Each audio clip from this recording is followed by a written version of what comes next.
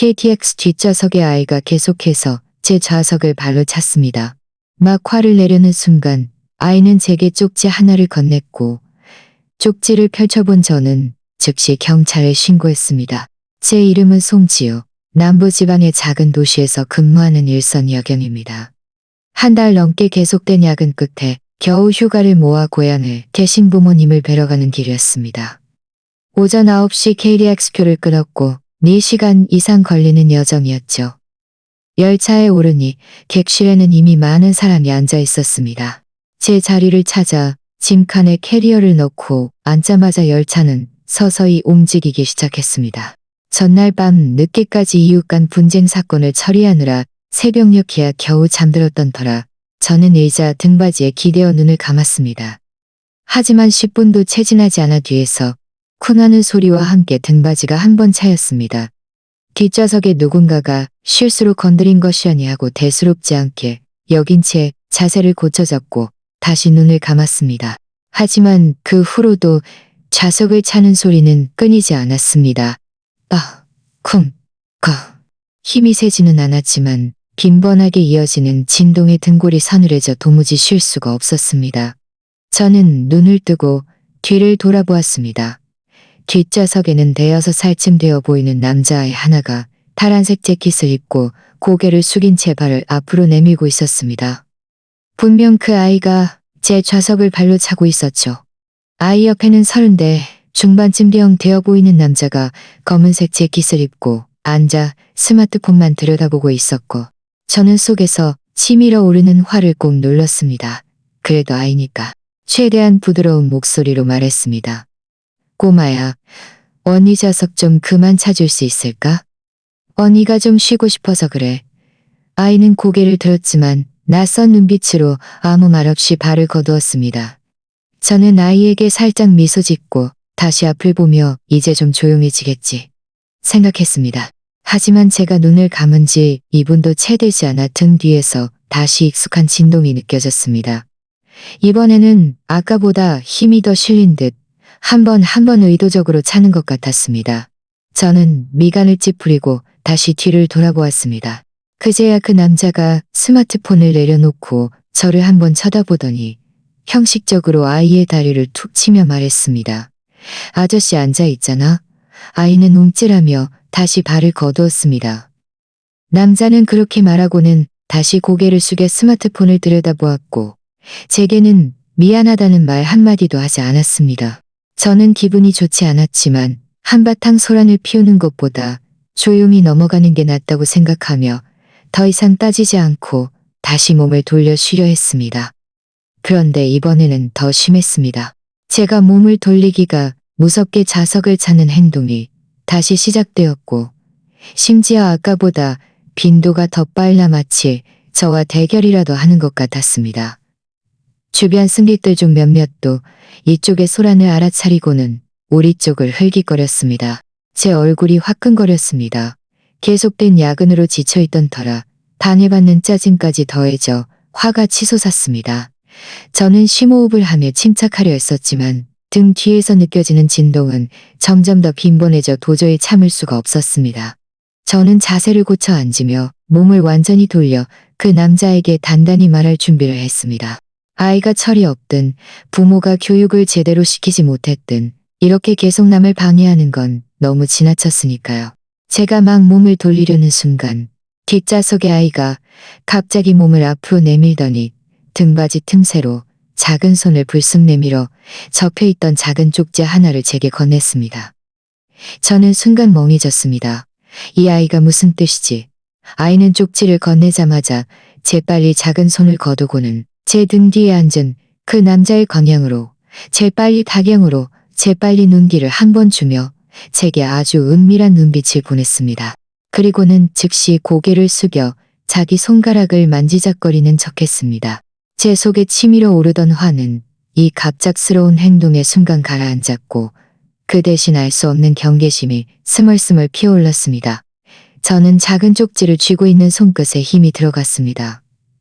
잠시 망설이다가 천천히 쪽지를 펼쳤습니다.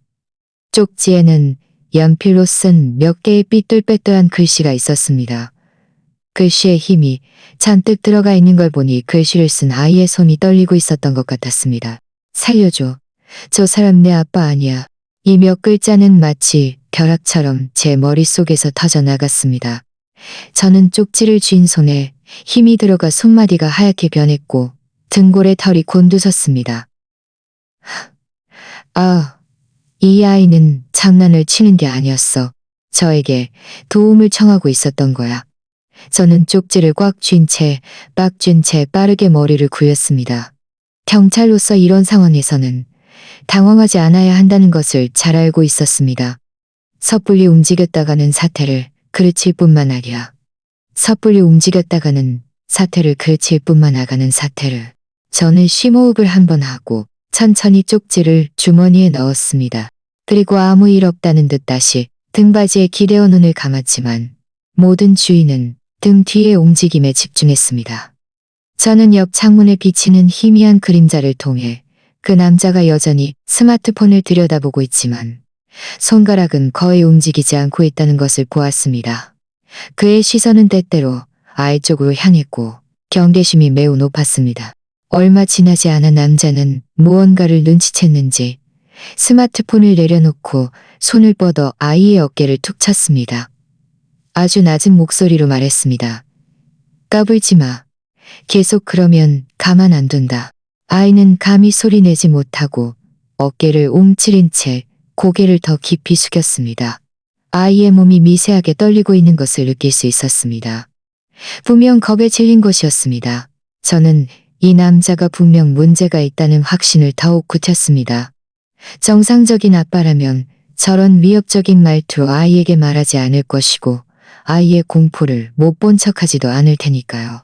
저는 조용히 스마트폰을 꺼내 시간을 확인하는 척하면서도 화면 위에서 빠르게 손가락을 움직여 녹음 기능을 켰습니다. 그리고 스마트폰을 무릎 위에 놓아 마이크가 등 뒤쪽을 향하도록 했습니다. 혹시라도 유용한 단서를 녹음할 수 있기를 바라면서요. 아빠 물 마시고 싶어요.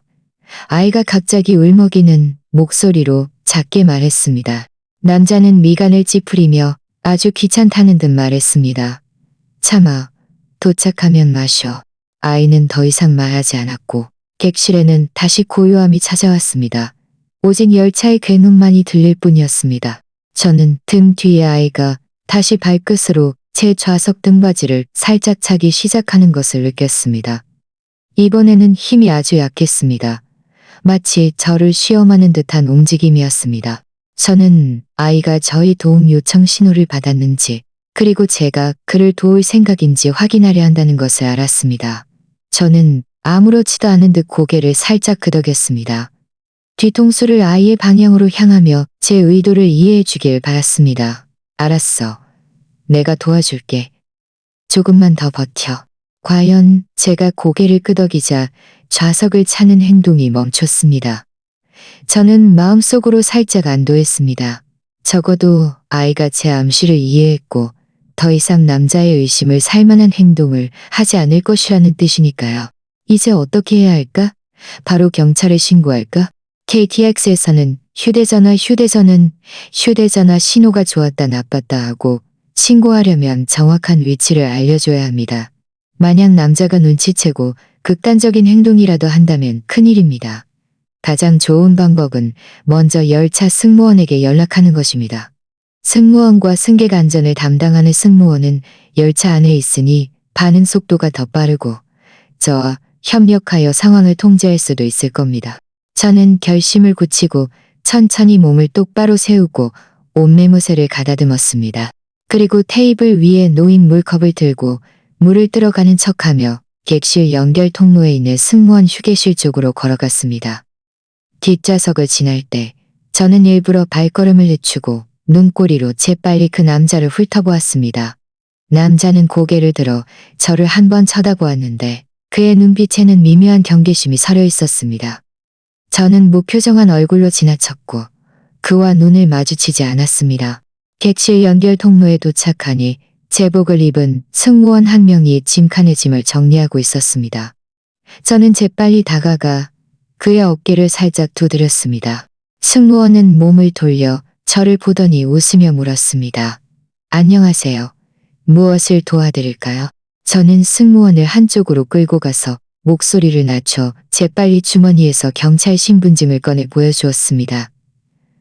안녕하세요. 저는 경찰입니다. 제 좌석에 앉아있던 남자아이가 제게 도움을 청하는 쪽지를 건넸는데 같이 온 남자가 자기 아빠가 아니라고 합니다. 아무래도 인신매매범 같습니다. 승무원의 미소는 순식간에 굳어졌고 그의 눈에는 놀라움이 가득했습니다. 하지만 그는 이내 재빨리 정신을 차리고는 목소리를 낮춰 말했습니다. 경관님, 너무 염려 마십시오. 제가 즉시 팀장님과 승객안전팀에 연락하겠습니다. 먼저 저에게 구체적인 상황을 말씀해 주십시오. 그 남자와 아이는 어느 좌석에 앉아 있습니까? 저는 승무원에게 구체적인 좌석 번호를 말해주고 남자와 아이의 외모 특징과 일어난 일들을 간략하게 설명했습니다. 승무원은 고개를 끄덕이며 들으면서 무전기를 꺼내 재빨리 장 팀장님께 상황을 보고했습니다. 무전기를 끊고 승무원이 제게 말했습니다. 경관님, 팀장님께서 먼저 저와 함께 휴게실에서 기다려달라고 하셨습니다. 승객 안전팀은 이미 오고 있는 중이니 함께 어떻게 처리할지 논의해 보시죠. 저는 고개를 끄덕이고 승무원을 따라 휴게실로 들어갔습니다. 앉자마자 저는 스마트폰을 꺼내 녹음 기능을 끄고 방금 녹음한 내용을 잘 저장했습니다. 이것이 나중에 증거가 될 수도 있으니까요. 저는 앞으로의 모든 단계가 매우 중요하다는 것을 잘 알고 있었습니다.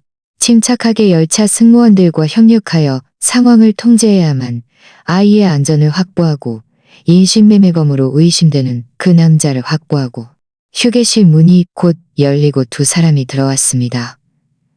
앞에 서 있는 사람은 중년 남자로 진한 남색 제복을 입고 어깨에는 팀장 배지를 달고 있었습니다. 뒤따라 들어온 사람은 젊은 청년으로 건장한 체격에 허리에는 경찰봉과 수갑을 차고 있었습니다. 한눈에 봐도 승객 안전팀 소속 경찰이었습니다. 승무원은 급히 일어서며 말했습니다. 팀장님, 이분은 저희 장준호 팀장님이십니다. 장 팀장님은 먼저 손을 내밀어 저와 악수하며 엄숙한 목소리로 말했습니다. 송 경관님, 고생 많으셨습니다. 구체적인 상황은 박지훈 승무원에게 이미 들었습니다. 그 남자에게서 어떤 이상한 행동이 있었는지, 아이의 상태는 어땠는지 자세히 말씀해 주시겠습니까? 저는 제가 관찰한 세부 사항들을 그들에게 다시 한번 설명했습니다.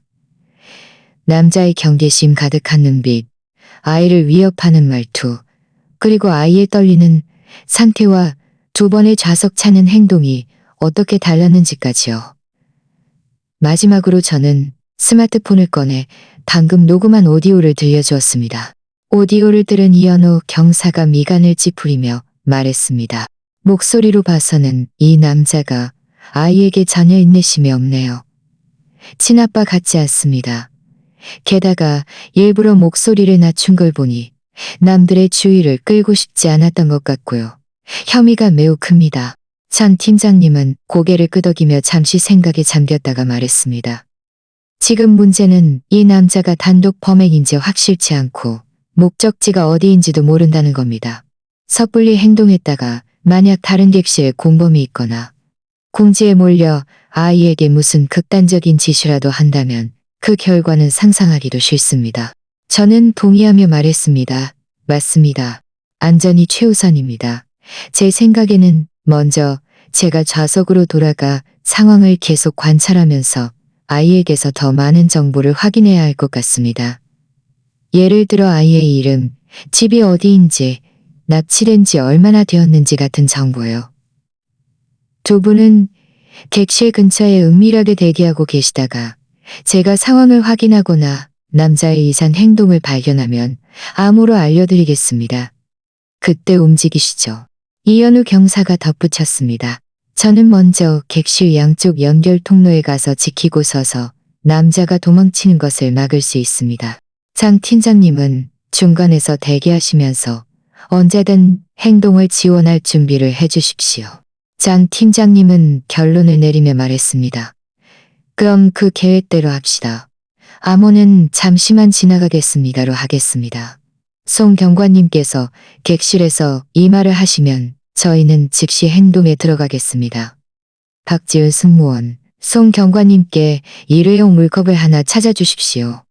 물 들어갔다 온 것처럼 보이게 해서 의심을 사지 않도록요. 박지훈 승무원은 곧 따뜻한 물이 가득 담긴 물컵을 가져왔습니다. 저는 물컵을 가다들고 옷매무새를 가다듬은 뒤 심호흡을 하며 말했습니다. 준비되었습니다. 시작하시죠. 저는 문을 열고 방금 물을 떠온 것처럼 천천히 제 좌석으로 걸어갔습니다. 객실 연결 통로를 지날 때 이현우 경사가 이미 장비 점검을 하는 척 서 있는 것을 보았습니다. 저는 은밀하게 눈을 한 번 깜빡였습니다. 제 좌석 근처에 도착해서는 일부러 발걸음을 늦추고 뒤쩌고 뒷좌석을 훑어보았습니다. 그 남자는 여전히 제자리에 앉아 있었는데 이번에는 스마트폰을 보고 있지 않고 등받이에 기대어 눈을 이번에는 스마트폰을 보고 있지 않고 아이는 여전히 고개를 숙인 채 작은 손으로 옷자락을 꽉 쥐고 있었습니다. 저는 제 좌석으로 돌아와 앉으며 물컵을 테이블 위에 놓아 일부러 작은 소리를 냈습니다. 남자는 소리를 듣고 눈을 뜨고 저를 한번 쳐다보더니 제가 그저 물을 마시는 것을 보고는 다시 눈을 감았습니다. 저는 물컵을 들어 한 모금 마시며 눈꼬리로 등 뒤의 아이를 관찰했습니다. 그리고 조용히 말했습니다. 꼬마야, 미안해. 언니가 아까 좀 무서웠지? 아이는 제 목소리를 듣고 몸을 살짝 움직였지만 감히 고개를 들지 못했습니다. 옆에 있던 남자가 미간을 찌푸리며 짜증스럽게 말했습니다. 내 아들이란 말하지 마요. 낯가려요. 저는 속으로 비웃었지만 겉으로는 아무렇지도 않은 척하며 말했습니다. 아, 죄송합니다. 그냥 이 아이가 너무 귀여워서요. 그런데 아저씨, 두 분은 어디 가시는 길이에요? 아이가 좀 안 좋아 보이는데 혹시 멀미라도 하는 건가요? 남자의 눈빛이 순간 경계심으로 날카로워졌고 그의 목소리는 싸늘했습니다. 당신이란 상관없어요. 쓸데없는 소리 그만해요. 그의 반응은 저의 의심을 더욱 굳혔습니다. 저는 더 이상 묻지 않고 가방에서 잡지 한 권을 꺼내 보는 척하면서 아주 작은 목소리로 아이에게 말했습니다. 꼬마야, 언니한테 초콜릿이 있는데 먹을래? 저는 말하면서 가방에서 초콜릿 한 조각을 꺼내 조용히 좌석 등받이 틈새로 내밀었습니다. 아이는 잠시 망설이다가 천천히 작은 손을 내밀어 초콜릿을 받았습니다. 아이가 초콜릿을 받는 순간 저는 조용히 물었습니다. 너 이름이 뭐니? 아이의 목소리는 모기 소리처럼 작았습니다. 저는 이로운이에요. 이로운, 정말 귀여운 이름이네. 저는 계속해서 작은 목소리로 물었습니다. 너 저 아저씨랑 나온 지 얼마나 됐어? 이로운이 막 대답하려는데 남자가 갑자기 눈을 뜨고 아이를 사납게 노려보며 말했습니다. 까불지 말랬지? 너 왜 그래? 이로운은 겁에 질려 움찔하더니 초콜릿을 손에 꽉 쥔 채 더 이상 감히 소리내지 못했습니다. 저도 재빨리 손을 거두고 아무 일 없었다는 듯 계속 잡지를 보는 척했습니다. 10분쯤 지났을까 열차 내 방송이 울려 퍼졌습니다. 다음 역에 15분 후 도착한다는 안내였습니다. 남자는 방송을 듣자마자 즉시 몸을 똑바로 세우고 짐을 챙기기 시작했습니다. 작은 배낭을 무릎 위에 올려놓고는 이로운의 어깨를 툭 치며 말했습니다. 빨리 일어나. 곧 도착해. 저는 마음이 철렁했습니다. 다음 역에서 내릴 생각인가 봅니다. 더 많은 정보를 빨리 확인하거나 시간을 끌 방법을 찾아야 했습니다. 저는 다시 물컵을 들고 물을 들어가는 척 일어서는 순간 일부러 테이블을 툭 쳤습니다. 물컵이 바닥에 쓰러지면서 물이 사방으로 쏟아졌습니다. 저는 아이고 죄송합니다 하고 놀란 소리를 내며 물컵을 주우려고 몸을 굽혔습니다. 동시에 이로운과 저만 들을 수 있는 목소리로 말했습니다. 다음 역에서 아저씨 따라가지 마. 언니가 구해줄게. 저는 바닥에 웅크려 앉아 천천히 물컵을 주워들고 흩어진 휴지를 일부러 뭉그적거리며 정리했습니다. 눈꼬리로는 뒷좌석의 남자를 주시했습니다. 그 남자는 제가 물을 쏟은 것을 보고 미간을 더욱 찌푸렸고 그의 눈빛에는 짜증이 가득했지만 아무 말 없이 빨리 짐 정리하고 내려야지. 늦으면 어쩌려고. 하고 재촉할 뿐이었습니다. 이로우는 작은 소리로 네. 하고 대답하며 작은 손으로 좌석 위를 허둥지둥 뒤졌습니다. 무언가를 찾는 듯 했습니다. 저는 그 틈을 타 이로운을 올려다보며 입 모양으로 물었습니다. 얼마나 됐어? 이로운은 잠시 망설이다가 역시 입 모양으로 제게 대답했습니다. 사흘이요. 사흘. 이 숫자에 제 마음이 무겁게 가라앉았습니다. 납치될 시간이 길어질수록 아이의 위험은 커지고 가족을 찾기도 더 어려워집니다. 이 정보를 장 팀장님과 이현우 경사에게 최대한 빨리 전달해야 했습니다. 저는 일어서서 가방에서 휴지를 꺼내 바닥에 쏟아진 물을 조금씩 닦았습니다. 동작을 매우 느리게 했습니다. 옆에 있던 승객 중 한 분은 제가 너무 열심히 닦는 것을 보고는 직접 휴지 한 팩을 건네주며 말했습니다. 아가씨, 이걸로 닦아요. 물을 더 잘 흡수할 거예요. 저는 웃으며 휴지를 받아들고 감사합니다. 아주머니. 하고 말했습니다. 남자는 제가 여전히 바닥을 닦고 있는 것을 보고는 마침내 참지 못하고 쉼술궂은 목소리로 말했습니다.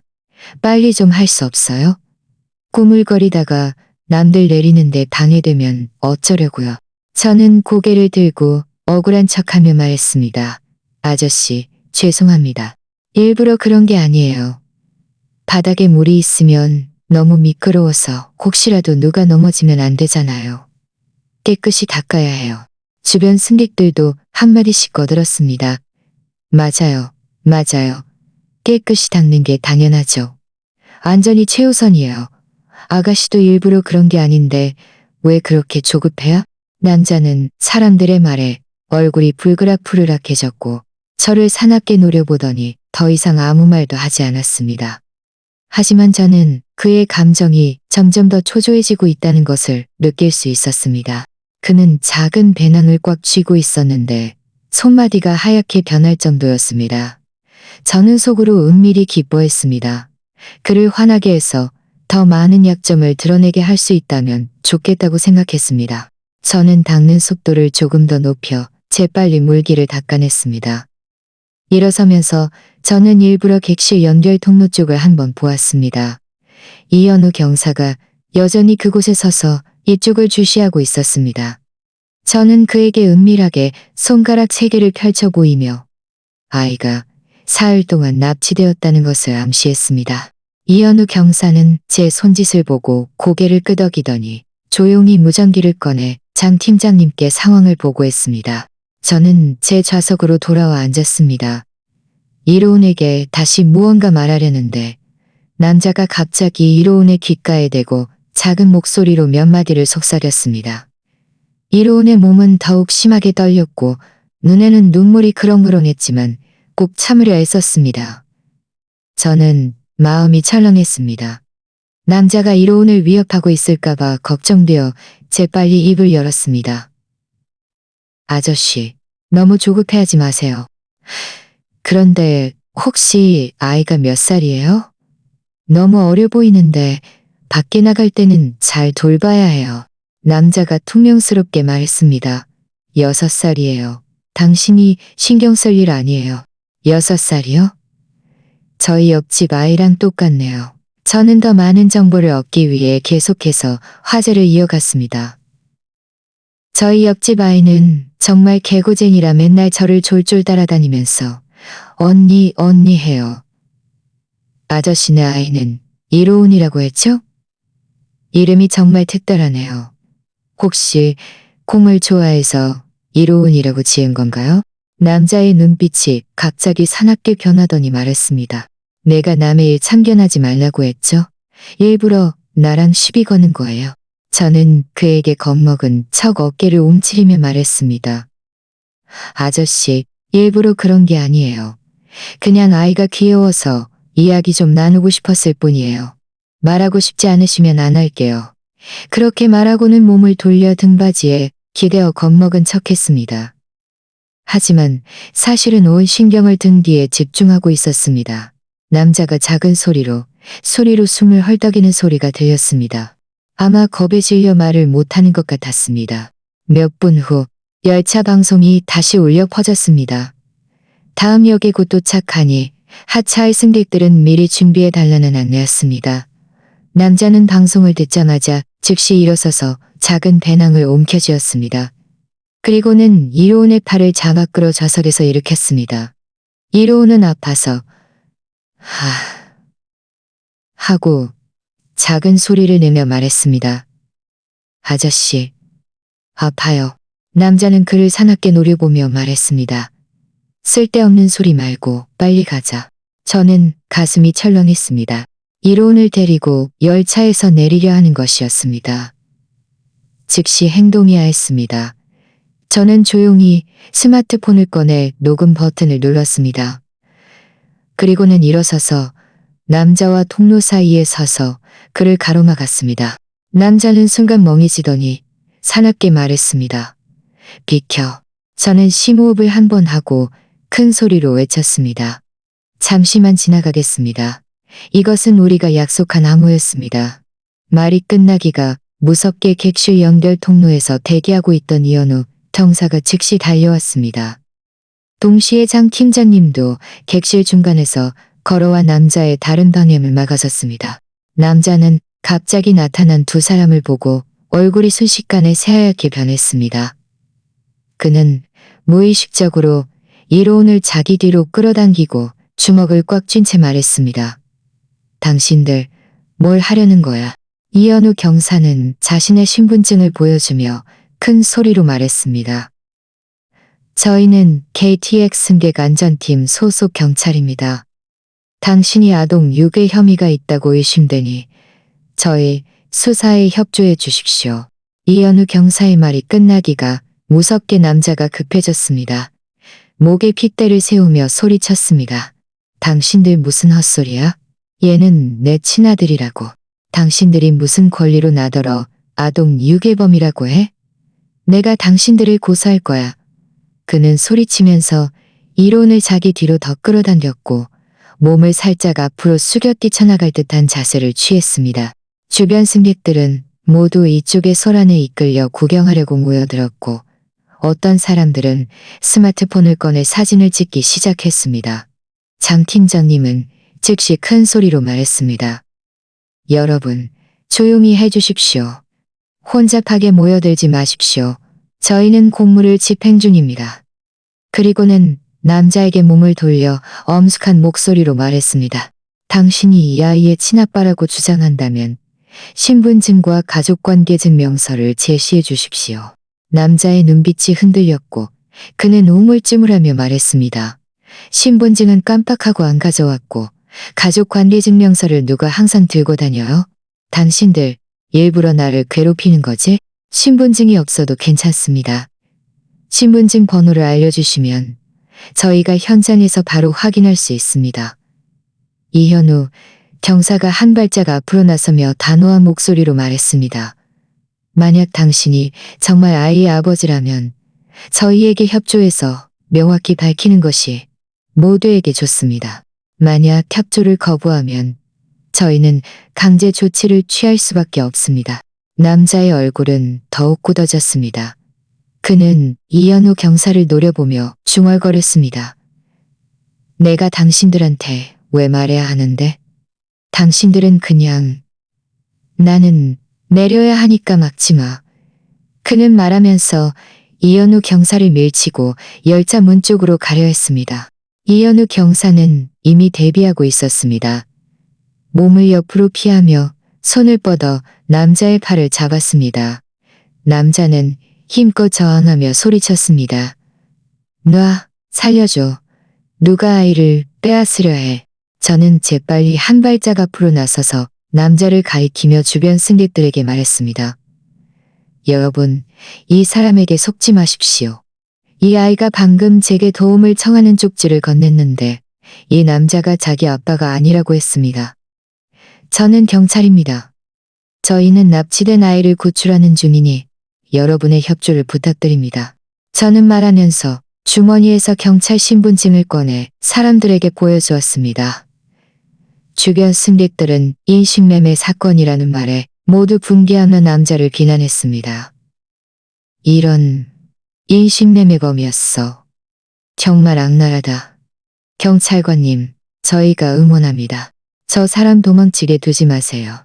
남자는 모두가 우리 편이라는 것을 보고 얼굴이 새하얗게 변했고 저항하는 힘도 많이 약해졌습니다. 하지만 그는 포기하지 않고 이로운에게 소리쳤습니다. 이로운, 빨리 저 사람들한테 말해. 내가 네 아빠라고. 빨리 말해. 이로운은 겁에 질려 온몸을 떨며 남자의 뒤에 숨어 있다가 마침내 참지 못하고 눈물을 터뜨리며 큰 소리로 말했습니다. 아저씨는 내 아빠 아니에요. 아저씨는 나쁜 사람이에요. 나를 집에서 깨어낸 거잖아요. 엄마 보고 싶어요. 아이의 말은 가장 강력한 증거였습니다. 남자는 이로운의 말을 듣고 완전히 당황했습니다. 다리에 힘이 풀려 주저앉을 뻔했습니다. 이현우 경사는 그 틈을 타 힘껏 그를 끌어당겨 좌석에 앉히고는 허리에 찬 수갑을 꺼내 채우려 했습니다. 바로 그때 열차가 서서히 역으로 진입했습니다. 남자는 열차 문이 열리는 것을 보고 갑자기 엄청난 힘을 발휘하여 이현우 경사의 통제에서 벗어나 열차 문 쪽으로 돌진했습니다. 그는 매우 빠르게 달렸고 금방이라도 열차에서 뛰어내릴 것 같았습니다. 저는 가슴이 철렁하여 즉시 그를 뒤쫓아갔습니다. 동시에 장 팀장님도 호루라기를 불었습니다. 역에 대기하고 있던 당직 경찰들이 호루라기 소리를 듣고 즉시 우리 쪽으로 달려왔습니다. 장 팀장님은 미리 연락해서 역 플랫폼에서 대기하도록 조치해 두었던 것입니다. 남자가 열차 문을 막 뛰어내리자마자 마침 달려온 2명의 당직 경찰에게 가로막혔습니다. 경찰들은 말없이 달려들어 그를 바닥에 엎드리게 했습니다. 남자는 여전히 저항하며 몸부림쳤고 입으로는 끊임없이 나는 인신매매범이 아니에요. 당신들 사람 잘못 잡았어요. 하고 소리쳤습니다. 이현우 경사와 저도 열차에서 내렸습니다. 이현우 경사는 남자 옆으로 다가가 수갑을 꺼내 그의 손목에 단단히 채웠습니다. 경찰서에 가면 말할 기회가 있을 겁니다. 이제 저희와 함께 가시죠. 저는 몸을 돌려 객실로 돌아가 이로운 옆으로 갔습니다. 이로운은 여전히 좌석 옆에 서서 겁에 질려 울고 있었습니다. 저는 몸을 굽혀 그의 등을 부드럽게 쓰다듬으며 다정한 목소리로 말했습니다. 이로운, 무서워하지 마. 나쁜 아저씨는 잡혔어. 언니가 너 엄마 찾아줄게. 이로운은 눈물로 가득한 얼굴을 들어 저를 보며 흐느꼈습니다. 언니? 정말 엄마 찾아줄 수 있어요? 저는 고개를 끄덕이며 말했습니다. 당연하지. 우리 이제 경찰서에 갈 거야. 경찰 아저씨, 아주머니들이 너희 엄마한테 연락해 주실 거야. 장 팀장님이 제게 다가와 말했습니다. 송 경관님, 고생 많으셨습니다. 여기는 저희와 역 경찰들이 처리할 테니 이제 괜찮습니다. 경관님도 저희와 함께 경찰서에 가서 진술 조서를 작성하시겠습니까? 저는 고개를 저으며 말했습니다. 아니요, 장 팀장님. 저는 고향에 가야 합니다. 진술 조서는 나중에 전화로 협조해서 작성할 수 있습니다. 이 아이는 두 분께 맡기겠습니다. 최대한 빨리 가족을 찾아주세요. 저는 이로운에게 몇 마디 위로의 말을 건네고 남은 초콜릿을 그의 손에 쥐어주었습니다. 그리고 그가 장 팀장님과 경찰들에게 이끌려가는 것을 보았습니다. 그들의 모습이 플랫폼 끝에서 사라질 때까지 저는 그들을 지켜보다가 비로소 몸을 돌려 객실로 돌아왔습니다. 주변 승객들은 모두 제게 엄지손가락을 치켜 세우며 말했습니다. 아가씨, 정말 용감하네. 아가씨가 아니었으면 이 아이는 납치될 뻔했을 거야. 경찰관님, 정말 고마워요. 저는 웃으며 모두에게 감사 인사를 전하고 제 좌석으로 돌아왔습니다. 열차는 다시 움직이기 시작했지만 제 마음은 오랫동안 진정되지 않았습니다. 인신매매범이 잡히고 아이도 안전해졌지만 이로운처럼 납치된 아이들이 아직도 많고 아이를 애타게 찾는 부모들도 많다는 생각에 제 어깨에 책임감이 더욱 무겁게 느껴졌습니다. 열차가 다시 출발한 후 객실은 점차 평온을 되찾았습니다. 주변 승객들은 여전히 방금 전의 사건에 대해 작은 소리로 이야기하고 있었고 때때로 누군가 저를 존경하는 눈빛으로 쳐다보았습니다. 저는 등받이에 기대어 눈을 감았지만 제 머릿속에는 이로운을 구출하던 장면이 가득했습니다. 이로운은 지금 어떻게 지내고 있을까? 밥은 잘 먹고 있을까? 경찰은 그의 가족에게 빨리 연락할 수 있을까? 수많은 질문들이 제 머릿속을 맴돌았습니다. 저는 스마트폰을 꺼내 장 팀장님께 문자를 보내 상황을 묻고 싶었지만 그들의 후속 업무를 방해할까봐 망설이다가 결국 스마트폰을 주머니에 다시 넣었습니다. 남은 여정 동안 저는 잠들지 못했습니다. 1시간여 후 열차는 제 고향의 KTX역에 도착했습니다. 저는 캐리어를 들고 주변 승객들에게 작별 인사를 한 뒤 열차에서 내렸습니다. KTX역을 나서자마자 마중 나온 아빠가 한눈에 보였습니다. 아빠는 재빨리 다가와 제 손에 든 캐리어를 받아 들고 웃으며 말했습니다.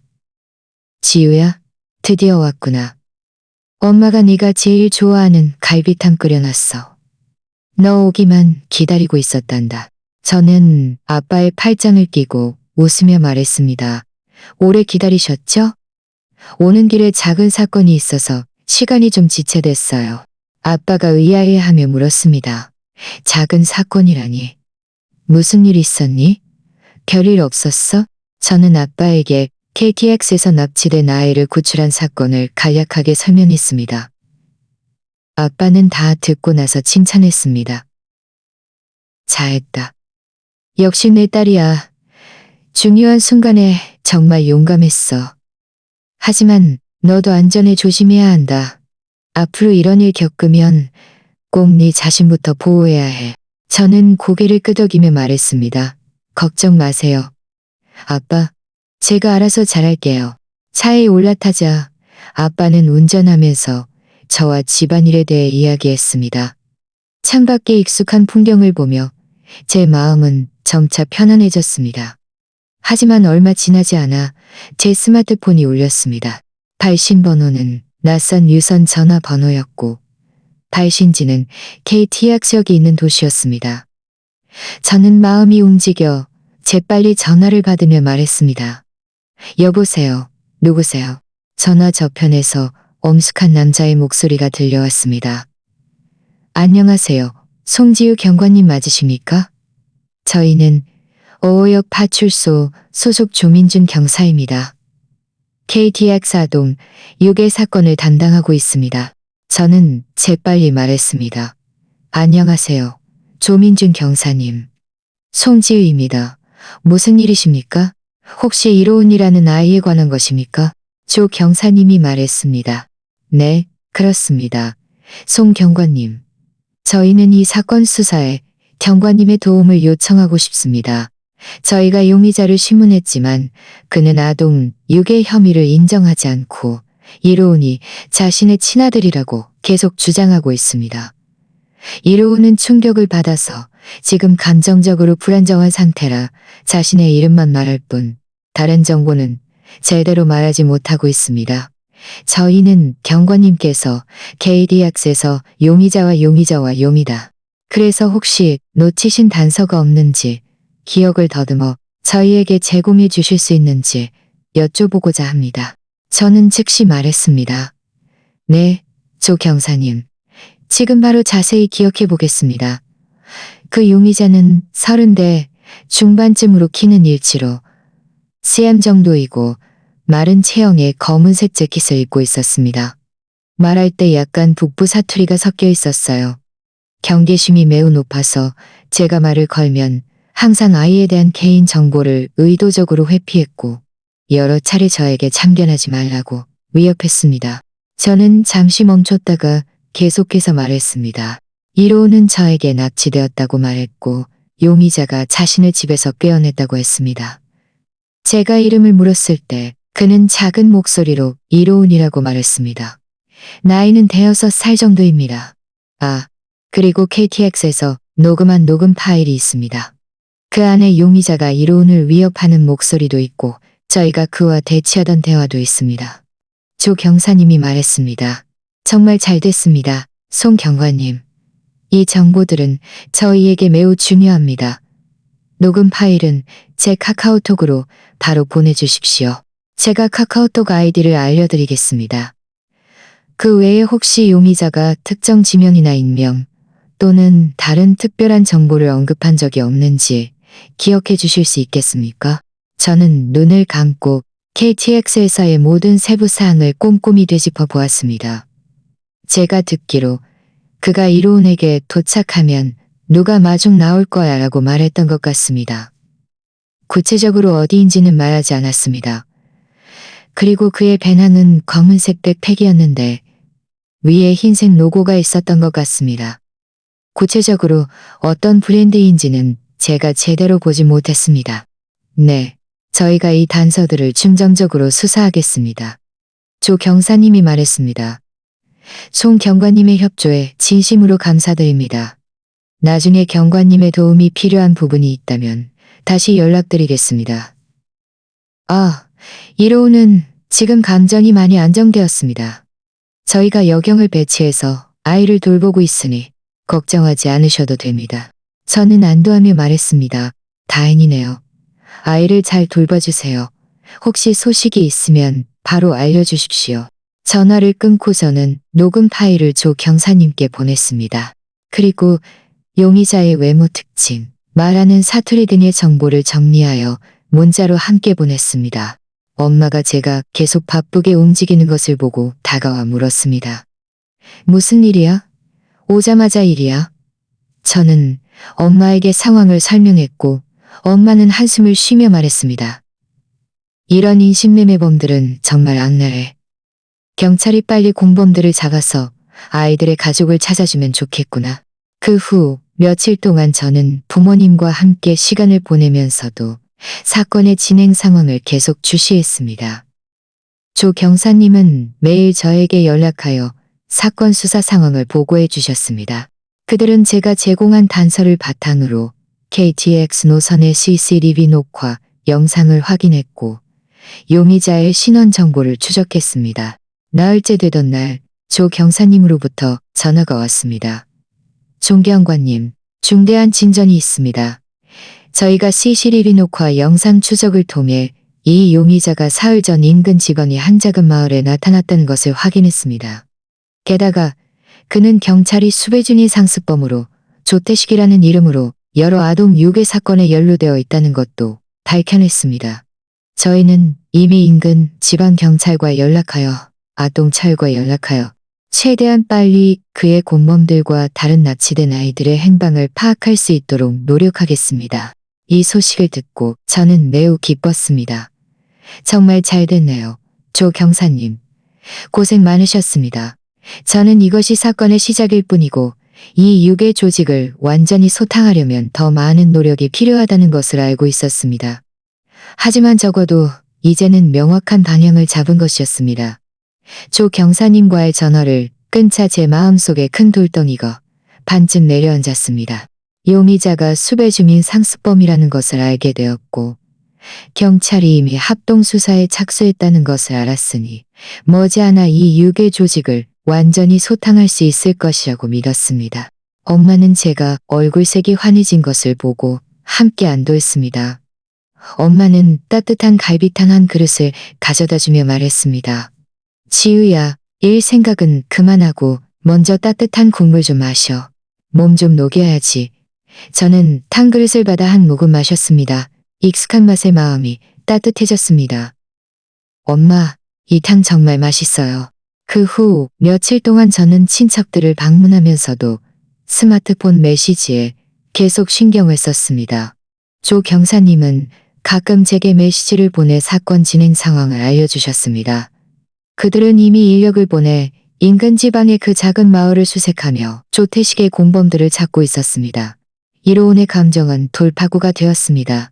이로운의 감정은 점점 더 안정되어 이제는 집에 작은 마당이 있고 마당에 장미꽃이 심어져 있다는 등의 단서들을 마당에 있고 마당에 장미꽃이 심어져 있다는, 등이꽃이 심어져 있다는. 저는 매일 조 경사님께 이로운의 안부를 묻는 메시지를 보냈고 조 경사님도 매번 친절하게 자세히 답변해 주셨습니다. 일회째 오후 제가 엄마를 도와 채소를 다듬고 있을 때 스마트폰이 갑자기 울렸습니다. 조 경사님이었습니다. 저는 재빨리 전화를 받으며 말했습니다. 조 경사님, 안녕하세요. 혹시 사건에 새로운 진전이 있습니까? 조 경사님의 목소리에는 분명한 기쁨이 담겨 있었습니다. 송 경관님, 좋은 소식이 있습니다. 저희가 이로운의 부모님을 찾았습니다. 저는 마음이 기뻐서 재빨리 말했습니다. 정말요? 정말 잘 됐네요. 지금 어디에 계세요? 이로운은 부모님을 만났습니까? 조 경사님이 말했습니다. 조 경사님이 말했습니다. 저희가 이로운이 제공한 집에 작은 마당이 있고 장미꽃이 심어져 있다는 단서를 바탕으로 조태식이 나타났던 인근 지방의 작은 마을 주변에서 신고된 아동, 실종 가정들을 모두 추적하여 마침내 이 씨 성을 가진 한 가정을 특정했습니다. 남자분은 이준혁 씨이고 여자분은 이준혁 씨이고 여자분은 서지혜 씨입니다. 그들의 아들 이로운은 6살인데 마침 사흘 전 실종되었습니다. 저는 흥분해서 말했습니다. 정말 잘 됐네요. 그럼 그분들은 이미 경찰서로 오고 계신가요? 이미 오고 계신 중입니다. 조 경사님이 말했습니다. 저희가 이준혁 씨 부부에게 연락했을 때 그들은 아이를 찾아다니느라 거의 미쳐버릴 지경이었습니다. 이로운을 찾았다는 소식을 듣고 두 분 모두 그 자리에서 울음을 터뜨렸고 하던 일을 모두 내려놓고 밤새 차를 몰아 이쪽으로 오고 계십니다. 1시간쯤 후면 경찰서에 도착할 수 있을 겁니다. 저는 안도하며 말했습니다. 다행이네요. 드디어 그 가족이 제외할 수 있게 되었네요. 조 경사님이 말했습니다. 이 모든 것이 송 경관님 덕분입니다. 송 경관님께서 제때 상황을 발견하고 단호하게 신고해 주시고 그토록 많은 중요한 단서들을 제공해 주시지 않았다면 이로운은 아마 조태식의 공범들에게 넘어갔을 것이고 그때는 찾기 훨씬 어려웠을 겁니다. 이준혁 씨 부부도 경관님께서 자기 아이를 구해주셨다는 것을 알고 특별히 경관님의 연락처를 물어봐 달라고 하셔서 직접 감사 인사를 전하고 싶어 하십니다. 저는 말했습니다. 다 할 말씀을요. 이건 제가 당연히 해야 할 일입니다. 이로운의 가족을 찾을 수 있게 되어 저도 정말 기쁩니다. 연락처는 알려주셔도 괜찮습니다. 그분들이 안정되면 제가 전화드리겠습니다. 전화를 끊고 저는 마음속 기쁨을 주체할 수 없어 부모님께 이 좋은 소식을 전했습니다. 엄마는 웃으며 말했습니다. 정말 잘 됐구나. 그 부모님들이 드디어 안심할 수 있게 되었네. 우리 지유, 이번에 정말 큰 좋은 일을 했어. 저는 이로운이 빨리 부모님을 만나기를 바라며 계속 스마트폰을 주시했습니다. 2시간쯤 후 제 스마트폰이 울렸습니다. 낯선 휴대폰 번호였습니다. 이로운의 부모님이 전화하신 것이 하는 것을 알았습니다. 저는 재빨리 전화를 받으며 말했습니다. 여보세요. 혹시 이준혁 씨나 서지혜 씨이십니까? 전화 저편에서 크느끼는 여자의 목소리가 들려왔습니다. 안녕하세요. 송 경관님이시죠? 저는 서지혜입니다. 이로운의 엄마예요. 저는 부드러운 목소리로 말했습니다. 서지혜 씨, 안녕하세요. 송지유입니다. 이로운을 만나셨습니까? 아이는 어떻습니까? 서지혜 씨는 울면서 말했습니다. 만났어요. 이로운은 잘 지내요. 다만 저희를 보자마자 많이 울었는데 이제 겨우 진정되었어요. 송 경관님, 정말 너무 감사드립니다. 경관님이 아니었으면 저희는 아마 이로운을 영원히 만나지 못했을 거예요. 경관님은 저희 집의 큰 은인입니다. 저는 그녀의 목소리에서 느껴지는 흥분과 감사를 느낄 수 있었습니다. 서지혜 씨, 갈 말씀을요. 국민의 안전을 보호하는 것은 저의 직책입니다. 저는 그저 제가 해야 할 일을 했을 뿐입니다. 이로운이 많은 일을 겪었으니 분명 많이 무서워했을 거예요. 많이 옆에 있어 주시고 아이의 마음을 잘 다독여 주세요. 그때 전화 저편에서 남자의 목소리가 들려왔습니다. 이준혁 씨인 것 같았습니다. 그가 말했습니다. 송 경관님, 저희가 어떻게 감사해야 할지 모르겠습니다. 저희가 이로운을 데리고 집에 가서 안정되면 꼭 직접 찾아뵙고 감사 인사를 드리고 싶습니다. 감사패도 전달하고 싶고요. 저는 재빨리 말했습니다. 이준혁 씨, 그렇게까지 번거롭게 하실 필요 없습니다.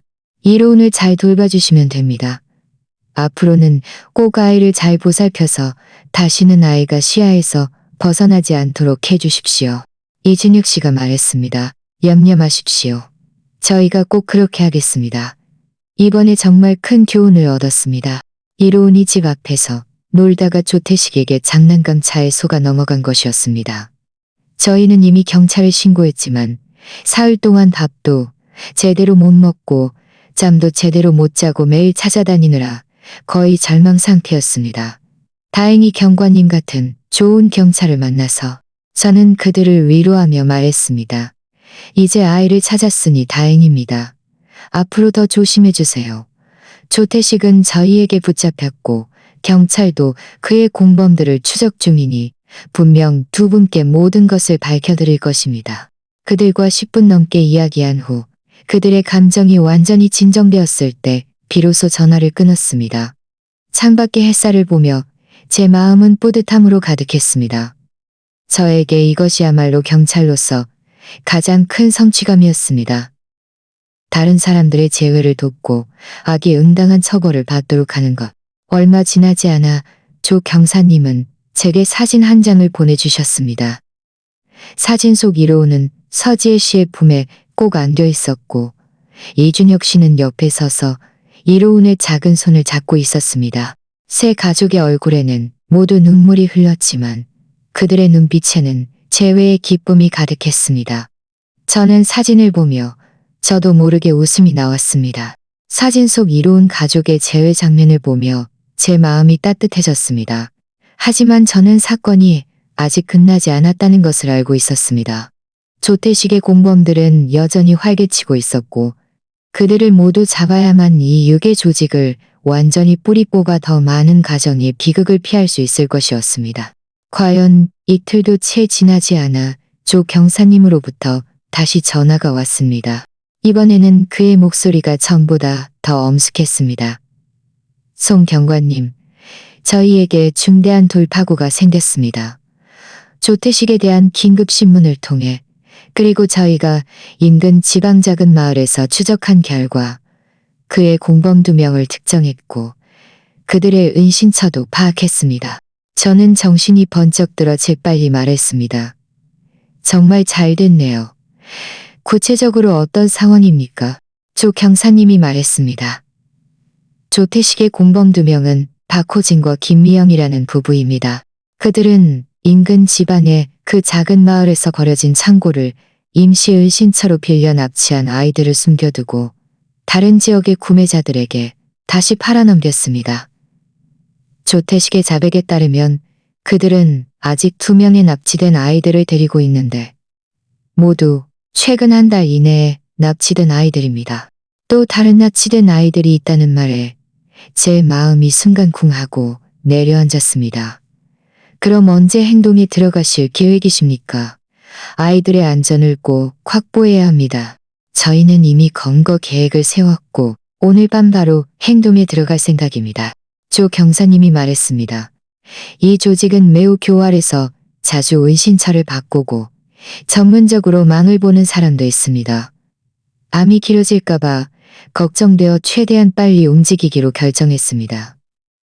경관님께 알려드리는 것은 안심시켜드리고자 함이고 동시에 혹시 시간이 되신다면 원격으로 저희를 좀 도와주십사 하는 마음에서입니다. 아무래도 경관님께서 조태식의 상황을 더 잘 아시니 저는 즉시 말했습니다. 문제 없습니다. 오늘 밤 내내 대기하며 언제든 두 분을 돕겠습니다. 두 분도 조심하시고 안전에 유의하십시오. 전화를 끊고 저는 부모님께 상황을 설명했습니다.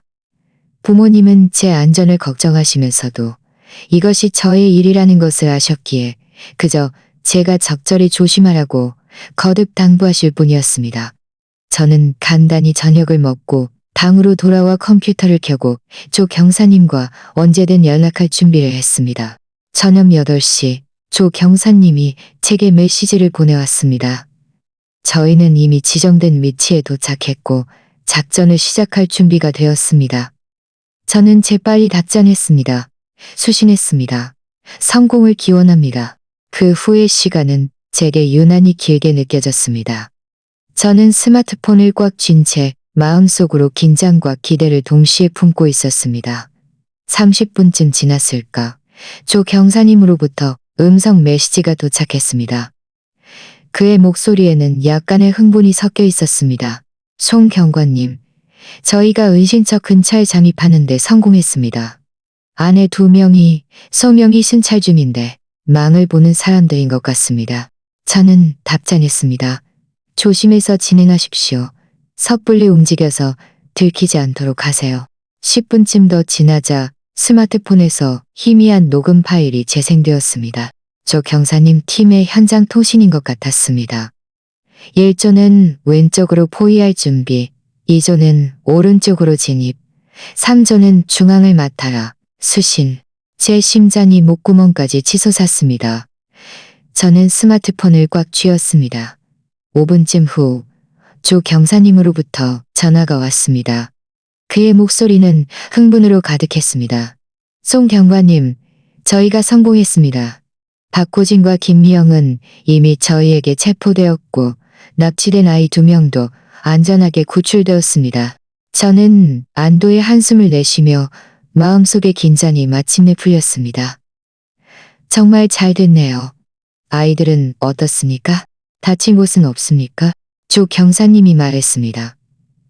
아이들은 모두 괜찮습니다. 다만 충격을 받아서 좀 무서워하고 있습니다. 저희가 이미 여경을 배치해서 아이들의 마음을 다독이고 있습니다. 아, 그리고 저희가 은신처에서 많은 범행 도구와 아동 유괴 거래 기록들을 찾아냈습니다. 이 모든 것이 중요한 증거입니다. 박호진과 김미영은 처음에는 발뺌하려 했지만 저희가 찾아낸 증거들을 보고는 더 이상 아무 말도 할 수 없었습니다. 저는 웃으며 말했습니다. 정말 잘하셨습니다. 이제 이 유괴 조직은 완전히 소탕되었네요. 조 경사님이 말했습니다. 이 모든 것이 송 경관님 덕분입니다. 송 경관님께서 KTX에서 조태식의 이상 행동을 제때 발견하지 못하셨다면 저희는 이렇게 빨리 이 조직을 소탕하고 이렇게 많은 납치된 아이들을 구출하지 못했을 겁니다. 사건이 끝난 후 저희는 상부에 경관님을 공로 표창에 추천할 것입니다. 저는 재빨리 말했습니다. 공로 표창은 괜찮습니다. 저는 그저 제가 해야 할 일을 했을 뿐입니다. 아이들을 구출하고 나쁜 사람들을 법의 심판대에 세우는 것이 저에게는 가장 큰 보상입니다. 그 납치된 아이들 2명은 가족에게 빨리 연락할 수 있겠습니까? 조 경사님이 말했습니다. 저희는 이미 전력을 다해 추적 중입니다. 이 2 아이는 한 명은 4살, 다른 한 명은 5살인데 모두 자기 이름과 집안 정보 일부를 말할 수 있습니다. 머지않아 가족에게 연락할 수 있을 것이라고 믿습니다. 전화를 끊고 저는 창가로 가서 밤하늘을 바라보았습니다. 제 마음은 성취감으로 가득했습니다. 이 과정이 매우 긴장되었지만 아이들이 안전하게 구출되고 나쁜 사람들이 잡혔다는 소식을 들었을 때 저는 모든 노력이 가치 있었다고 느꼈습니다. 얼마 지나지 않아 조 경사님은 제게 현장 사진을 보내주셨습니다. 사진 속 박호진과 김미영은 경찰관에게 붙잡혀 양손에 수갑을 차고 고개를 숙인 채 초라한 모습이었습니다. 옆에 있던 2 아이는 여경에게 안겨 있었는데 아직 눈물 자국은 있었지만 눈빛은 많이 평온해져 있었습니다. 저는 사진을 보며 저도 모르게 고개를 끄덕였습니다. 다음 날 아침 일찍 저는 조 경사님으로부터 메시지를 받았습니다. 그들이 이미 아이 1명의 가족에게 연락했고 가족들은 경찰서로 오고 있는 중이라고 했습니다. 다른 아이의 가족도 단서가 잡혔으니 곧 연락할 수 있을 것이라고 했습니다. 저는 고생 많으셨습니다. 라고 답장하며 속으로 안도했습니다. 라고 답장하며 속으로 안도했습니다. 그때 제가 순간에 짜집니다. 짜증 때문에 이로운의 도움 요청 신호를 무시하지 않았던 것이 정말 다행이라고 시하지 않았던 것이. 휴가가 끝난 후 저는 다시 근무지로 돌아왔습니다. 단위에 도착하자마자 서장님께서 저를 사무실로 부르셨습니다. 문을 열고 들어가자 서장님은 웃으며 일어서서 제 어깨를 두드리며 말했습니다. 지우 씨, 이번 캐리악스에서의 활약이 정말 뛰어났어요. 납치된 이로운을 성공적으로 구출하고 다른 지방 경찰과 협력하여 유괴 조직을 소탕하고 다른 2명의 납치된 아이들을 구출했으니 저는 재빨리 말했습니다. 사장님, 이건 제가 당연히 해야 할 일입니다. 주로 다른 지방 경찰이 잘 협력해 주신 덕분입니다. 사장님은 웃으며 말했습니다. 겸손할 필요 없어요. 저희는 이미 5역 파출소에서 보내온 감사 편지를 받았고 당신을 개인 상급 공로 표창에 추천했습니다. 다음 주에 단위에서 표창 대회를 열어 정식으로 당신을 표창할 것입니다. 이 소식을 듣고 저는 기쁘고 감동했습니다. 감사합니다, 사장님. 조직의 인정을 받게 되어 정말 감사합니다. 앞으로 더욱 열심히 일해서 모든 분의 기대에 부응하겠습니다. 서장님 사무실에서 나오자 동료들이 모두 저를 둘러싸고 축하해 주었습니다. 지우 씨, 정말 대단하다. 우리들의 귀감이야. 휴가 가서 이렇게 큰 사건을 해결할 줄이야. 정말 멋지다. 저는 웃으며 모두에게 감사 인사를 전했습니다. 마음이 따뜻해졌습니다. 얼마 지나지 않아 조 경사님은 제게 사건의 최종 처리 결과를 보내주셨습니다. 조태식, 박호진, 김미영은 아동 유괴 혐의로 기소되어 증거가 명확하여 법에 따라 공소 제기되었습니다. 법원은 그들이 상습범이고 사건의 경위가 심각하며 여러 가정의 비극을 초래한 점을 고려하여 최종적으로 조태식에게 징역 15년, 박호진에게 징역 10년을 선고하고 상응하는 벌금을 선고하고 상응안을 상응하고 상응안을 선고하고 이 결과를 보고 제 마음은 정말 시원했습니다. 이런 인신매매범들은 사적인 욕심을 위해 수많은 가정의 행복을 파괴했으니 당연히 이런 처벌을 받아야 마땅합니다. 저는 이 소식을 이로운의 아버지 이준혁 씨에게 전달했습니다. 이준혁 씨는 곧바로 답장했습니다. 정말 잘 됐습니다. 정말 통쾌하네요. 정말 감사드립니다. 정말 감사드립니다. 정말 감사드립니다. 며칠 후 이준혁 씨 부부는 이로운을 데리고 특별히 제 근무지로 찾아왔습니다. 그들은 감사패를 들고 있었는데 그 위에는 용감무쌍 아동구호, 국민의 수호자라는 열도 글자가 크게 쓰여 있었습니다. 저를 보자마자 이준혁 씨는 제 손을 잡고 말했습니다. 송 경관님, 저희는 오늘 특별히 감사 인사를 드리러 왔습니다. 이 감사패는 비록 값비싼 것은 아니지만 저희 온 가족의 마음을 담은 것입니다. 서지혜 씨는 이로운을 안고 눈가가 붉어진 채 말했습니다. 송 경관님, 이로운이 돌아온 후로 저희는 매일 어떻게 감사해야 할지 생각했습니다. 경관님이 아니었으면 저희 집은 망가질 뻔했어요. 이로운도 엄마 품에서 작은 얼굴을 내밀며 말했습니다. 감사합니다, 언니. 저는 재빨리 감사패를 받아들고 웃으며 말했습니다. 너무 과찬이십니다. 아이들의 안전을 보호하는 것은 저의 직책입니다. 이 감사패는 제가 받겠습니다. 그리고 이것을 하나의 동력으로 삼아 앞으로 더욱 열심히 일하겠습니다. 이로운, 앞으로는 아빠 엄마 말씀 잘 듣고 낯선 사람 따라가지 마렴. 알았지? 이로운은 힘껏 고개를 끄덕이며 말했습니다. 알았어요, 언니. 앞으로는 낯선 사람이란 말도 안 했습니다. 서장님도 이준혁 씨 부부가 왔다는 것을 알고 특별히 오셔서 그들과 이야기를 나누셨습니다. 나중에 단위에서는 이 사건을 통신문으로 작성하여 지역신문과 공시가선 S계정에 발표했습니다. 이 통신문은 순식간에 널리 공유되었고 많은 네티즌들이 저에게 가장 아름다운 여경, 국민의 수호신이라고 칭찬하는 댓글을 남겼습니다. 어느 날 제가 근무를 서고 있을 때 한 아주머니가 저를 알아보더니 제 손을 잡고 말했습니다. 아가씨, KTX에서 아이를 구한 경찰관 맞죠? 정말 용감해요. 우리 온 가족이 아가씨를 칭찬했어요. 주변 사람들도 모두 저에게 다가와 인사하며 감사 인사를 전했습니다. 그 순간 저는 경찰로서의 영광과 책임을 깊이 느꼈습니다. 이 외에도 조 경사님은 다른 2명의 납치된 아이들도 무사히 부모님 품으로 돌아갔다고 알려주셨습니다. 그들의 부모님들도 여러 차례 저에게 감사 인사를 전했고 감사 편지와 고향 특산물을 보내왔습니다. 저는 이 감사 편지들을 모두 잘 보관해 두었습니다. 매번 그들을 볼 때마다 온몸에 힘이 솟는 것을 느꼈습니다. 시간은 흐르고 업무는 여전히 바빴지만 저는 더욱 활력으로 가득했습니다.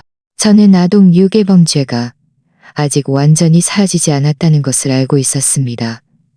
아직도 많은 가정이 우리의 보호를 필요로 합니다. 일선 여경으로서 제가 할 수 있는 것은 언제나 경계를 늦추지 않고 모든 사건을 성실하게 처리하며 제 행동으로 모든 가정의 행복을 지키는 것입니다. 가끔 저는 KTX에서 그 긴박했던 순간을 떠올립니다. 만약 그때 제가 이로운의 도움 요청 쪽지를 눈치채지 못했다면, 만약 제가 순간의 짜증 때문에 인내를 택했다면 그 결과는 상상하기도 싫습니다. 이 사건은 또한 제게 깨달음을 주었습니다. 언제 어떤 상황에서든 주변의 어떤 이상 신호도 무시해서는 안 된다는 것을요. 왜냐하면 당신의 작은 행동 하나가 한 사람의 운명을 바꿀 수도 있고 산산조각 날 뻔한 가정을 구할 수도 있기 때문입니다. 표창대회가 열리던 날, 저는 단정한 경찰 제복을 입고 상급 공로 표창 메달을 받았습니다. 시상대에 서서 아래의 동료들의 격려하는 눈빛을 바라보며 저는 다짐했습니다. 앞으로는 자신에게 더욱 엄격해지고 초심을 잃지 않고 사명을 명심하며 국민에게 만족을 주는 훌륭한 경찰이 되겠다고요. 표창 대회가 끝난 후 저의 업무와 생활은 다시 평범한 궤도로 돌아왔습니다. 하지만 저는 이미 무언가가 조용히 변했다는 것을 알고 있었습니다. 이전에는 분쟁 처리, 일상 순찰 같은 사소해 보이는 일들이 그저 평범하게 느껴졌습니다. 하지만 이로운 사건을 겪은 후 저는 평범한 자리에서도 비범한 일을 할 수 있다는 것을 더욱 깨달았습니다.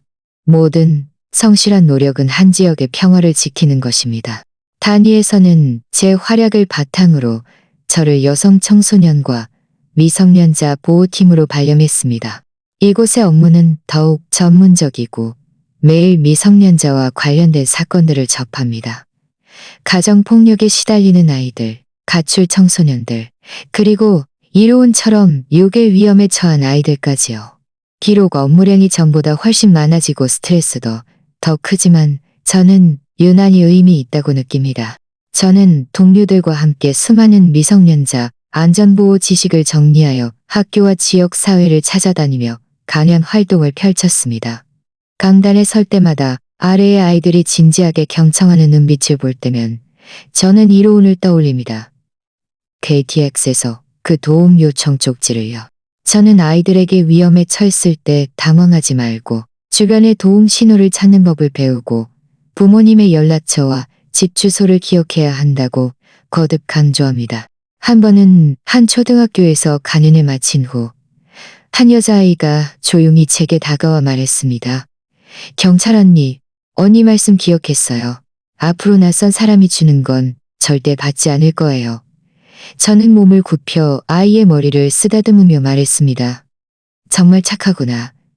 낯선 사람이 주는 걸 받지 않을 뿐만 아니라 낯선 사람을 따라가서도 안 돼. 위험한 일이 생기면 선생님이나 제복 입은 사람을 찾아야 해. 알았지?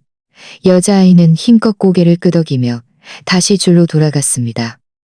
아이의 뒷모습을 보며 제 마음은 뿌듯함으로 가득했습니다. 제가 한마디 더 할수록 아이들의 안전이 한층 더 보장된다는 것을 알고 있었기 때문입니다.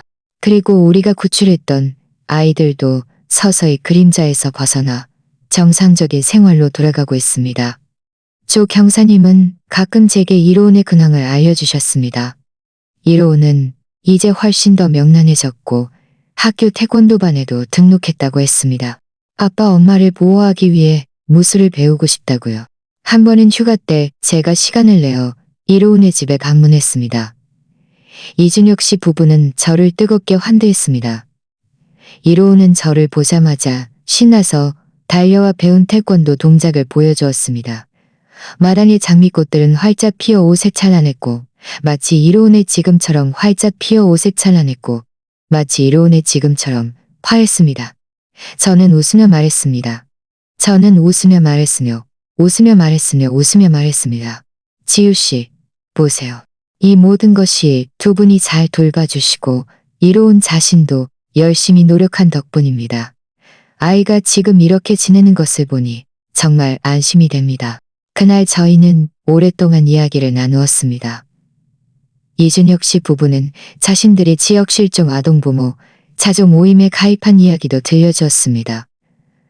자신들처럼 절망에 빠졌던 더 많은 가정을 돕기 위해 힘을 보태고 싶다고 했습니다. 그리고 그 유괴 조직이 소탕되었다는 소식은 업계에서도 적지 않은 반응을 불러일으켰습니다. 많은 동료들이 이 사건이 모든 유괴범들에게 경종을 울렸다고 말했습니다. 법의 레드라인을 건드리는 자는 반드시 엄중한 처벌을 받게 될 것이라고요. 나중에 저는 조태식 일당이 교도소에서 사건의 악랄함 때문에 다른 죄수들에게 따돌림을 받고 있으며 매일 자신의 죄를 뉘우치고 있다는 소식도 들었습니다. 하지만 아무리 많은 뉘우침도 그들이 그 가정들의 빈 상처를 치유할 수는 없을 것입니다. 시간은 흐르고 저는 새로운 자리에서 점점 더 능숙해졌습니다. 엄마는 제가 일이 순조롭고 기분도 좋은 것을 보고 종종 집에서 만든 특산물을 보내주셨습니다. 가끔 휴일에는 동료들과 함께 쇼핑을 가기도 하며 충실하고 즐거운 생활을 보냈습니다. 한 번은 제가 또다시 출장으로 지방에 가게 되었는데 KTX를 탔습니다. 익숙한 좌석에 앉으니 저도 모르게 이로운을 처음 만났던 장면이 떠올랐습니다. 옆 좌석에는 엄마가 아이와 함께 앉아 있었는데 엄마는 아이에게 다정하게 말했습니다. 아가, 잘 앉아 있어. 좌석 발로 차지 마. 다른 사람들에게 방해가 된단다. 아이는 고분고분 고개를 끄덕이며 조용히 자기 장난감을 가지고 놀았습니다. 저는 이 장면을 보며 저도 모르게 미소를 지었습니다. 아마 이것이 우리가 열심히 일하는 의미일 것입니다. 더 많은 아이들이 부모님의 보살핌 속에서 평안하게 자라고 더 많은 가정이 재회의 행복을 누릴 수 있도록 하는 것. KTX는 서서히 움직이고 창밖의 풍경은 끊임없이 뒤로 물러났습니다.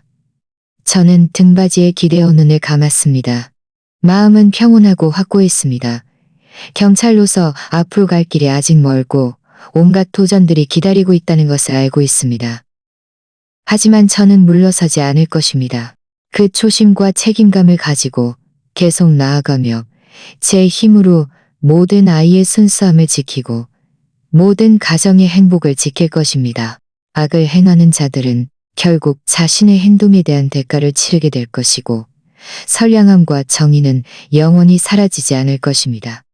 KTX에서 그 작은 도움 요청 쪽지처럼 비록 미약해 보였지만 희망을 밝혀주었고 결국 악이 숨을 곳 없게 만들고 따뜻함이 다시 돌아오도록 했습니다. 이것이 바로 국민의 경찰로서 제가 가진 가장 확고한 믿음입니다.